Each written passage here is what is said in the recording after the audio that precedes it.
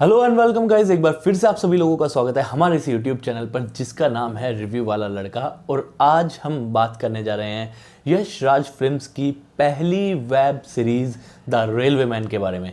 जी हाँ, the railway man, जो कि भोपाल त्रासदी जो कि 2 और 3 दिसंबर 1984 की रात में हुई थी, उसके बारे में ये पूरी कहानी है।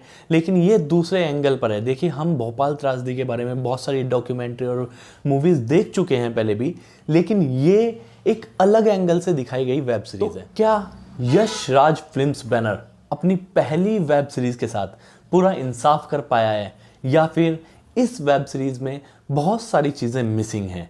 इसके बारे में ही आगे बात करेंगे।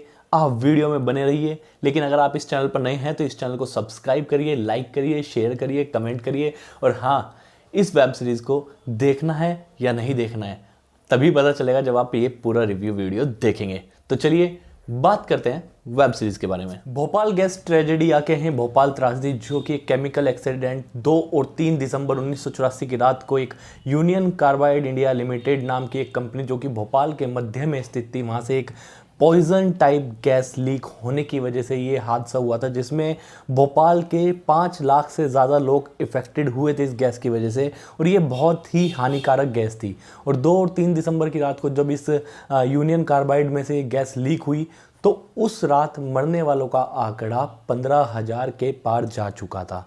जी हाँ, 15,000 लोगों को इतनी सांस लेने में दिक्कत हुई कि जो जहाँ था वहाँ के वहाँ ख़त्म हो गया। कुछ लोग तो ऐसे भी थे जो सोए तो ठीक थे लेकिन उठ नहीं पाए। जी हाँ, सोते सोते ही गैस की वजह से दम घुटने से उन लोगों की मौत हो गई। और आप देखिएगा, अभी भी भोपाल के अंदर ये जो एक भयानक यादें हैं ये अभी भी ताज़ा हैं लोगों के जहन में। अभी भी वो भयानक मंजर उस रात का अभी भी ज़िंदा है। हालांकि उसके बाद भी कई सालों तक ये इफ़ेक्ट वहाँ पर धीरे धीरे रहा, हल्का हल्का रहा वहाँ पर। इस गैस का जितना भी रिसाव हुआ था वो बहुत टाइम तक भोपाल की हवा में बना रहा। लेकिन हम बात करने जा रहे हैं the railway man web series की, जो कि भोपाल गैस त्रासदी से जुड़ी हुई है। देखिए, ये कनेक्शन किस तरीके से जुड़ता है। हालांकि भोपाल गैस त्रासदी के बारे में हमने बहुत सारी मूवीज़, डॉक्यूमेंट्रीज़ देखी हैं, इससे पहले भी मूवीज़ बड़े पर्दे पर रिलीज़ हुई है। लेकिन क्या उसमें रेलवे की भूमिका थी इस वेब सीरीज़ में, जो कि यशराज फिल्म्स ने अपनी पहली वेब सीरीज़ बनाई है? इसमें दिखाया गया है कि रेलवे का कितना बड़ा इवैक्यूएशन करने में, भोपाल से जो लोगों का इवैक्यूएट किया गया था, भोपाल से जिन लोगों को निकाला गया था रेलवे द्वारा, उन लोगों के शौर्य वीरता की गाथा इसमें दिखाई दी है। जी हाँ, वो अनसंग हीरो जिनके बारे में भोपाल गैस त्रासदी के बारे में कोई बात नहीं करता है, इस वेब सीरीज़ के द्वारा उन हीरोज़ को इसमें दिखाया गया है। जी हाँ, भोपाल गैस त्रासदी जिस रात 2 और 3 दिसंबर की रात को ये रिसाव हुआ और गैस लीक हुई तो कहीं लोगों की मौत का सिलसिला जारी हुआ और पूरे भोपाल में हा हुल्ला सा मच गया। और भोपाल जिसे कहें कि वो दुनिया के नक्शे से, देखिए इसमें एक डायलॉग आता है कि भोपाल रेलवे के नक्शे से गायब हो गया है।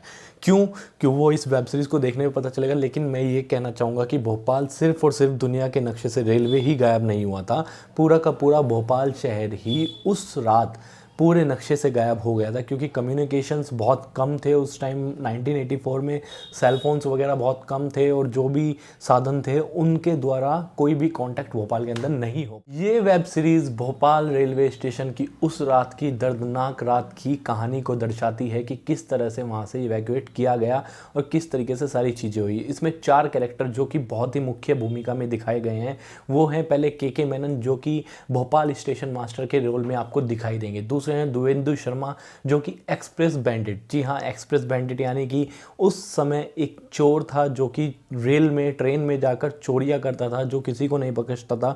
उनके ऊपर एक कैरेक्टर है देवेंदु शर्मा, वो निभा रहे हैं। हालांकि आपको वो बार बार वर्दी में दिखाई देंगे, उसके पीछे की कहानी आपको वेब सीरीज़ देखने के बाद पता चलेगी। तीसरा कैरेक्टर है इसमें आर माधवन, जो कि रेलवे के जीएम का किरदार निभा रहे हैं। वो बहुत ही सॉलिड पावरफुल कैरेक्टर है, बहुत ही अच्छा कैरेक्टर है। और चौथा कैरेक्टर है इसमें बाबिल खान, जी हाँ इरफान खान के सुपुत्र बाबिल खान पहली बार पर्दे पर आपको दिखाई देने वाले हैं, ओटीटी पर ही सही, पहली बार वो किसी वेब सीरीज़ में या मूवी में अभिनय करते आपको दिखाई देंगे। और मैं एक चीज़ कहना चाहूँगा, देखिए इसकी कास्टिंग जो है, इसकी देखिए ये मुद्दा ही बहुत बड़ा है, ये कहानी बहुत बड़ी है, इस कहानी से सब लोग अटैच हो जाएंगे। लेकिन इसकी जो कास्टिंग है, कास्टिंग इसकी रूह है, जान है। जी हाँ, ये इसकी कास्टिंग जो की गई है के मेनन साहब ने मुझे के मेनन कहीं दिखाई नहीं दिए हैं। वो ऐसा लग रहा है कि उन्होंने इस किरदार को जी दिया है, मतलब इतनी अच्छी तरीके से इस कैरेक्टर को निभाया है कि आप कहेंगे कि यार क्या माशाल्लाह सुभान अल्लाह क्या कैरेक्टर किया है। उधर ही आर माधवन जीएम के रोल में बहुत ही अच्छे दिखाई पड़ते हैं, और दुएंदु शर्मा तो आपको पता ही है वो बढ़िया ही काम करते हैं। लेकिन बाबिल खान इसमें सरप्राइज़ पैकेज हैं। जी हाँ, हम सभी इरफान खान साहब के, लेट इरफान खान साहब के फ़ैन रहे हैं, और ऐसा कोई भी अभिनय को पसंद करने वाला या फिर इंडस्ट्री को पसंद करने वाला, मूवी इंडस्ट्री को पसंद करने वाला इंसान नहीं होगा जो इरफान खान साहब को पसंद ना करता और उनके किए गए कामों को अब मिस ना करता हो। आज भी हम चाहते हैं कि वो बड़े पर्दे पर आकर अपने काम का ज़ोहर मनवा सके किसी भी तरह से। लेकिन देखिए, भगवान ने आपकी सुन ली है। बाबिल खान जो कि इस वेब सीरीज़ की मैं कहूँगा कि जान है वो इस वेब सीरीज़ की।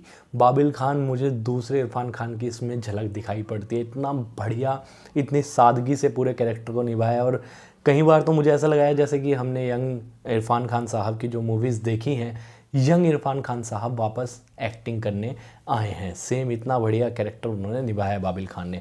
पूरी कहानी रेस्क्यू पर आधारित है। रेस्क्यू किस तरीके से किया जाता है, इसमें रेलवे भी जान लगा देता है अपनी एक पूरी की पूरी इवैक्यूएशन करने के लिए। और सबसे बड़ी बात है कि सोचिए कि गोरखपुर से आ रही एक ट्रेन भोपाल पहुंचने वाली है।